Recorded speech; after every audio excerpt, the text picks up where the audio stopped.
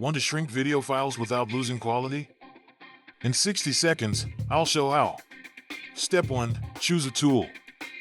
I recommend Handbrake or FFmpeg for clean, reliable results.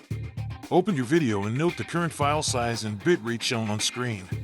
Set container to MP4 and codec to H.264 or H.265 for better compression efficiency.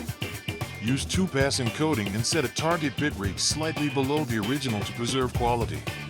Enable variable bitrate and choose an encoder preset for fast or high-quality balance. Step 2. Consider resolution. Downscale to 1080p or 720p for web delivery to save big space. Step 3.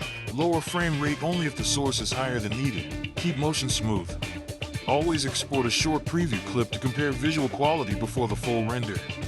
Compare before and after. Show original and compressed file sizes, bitrate numbers, and percentage saved. If quality drops, bump bitrate slightly or switch to H.265 for better efficiency at similar quality. Done. You just reduced file size without sacrificing quality. Try these settings and save space today.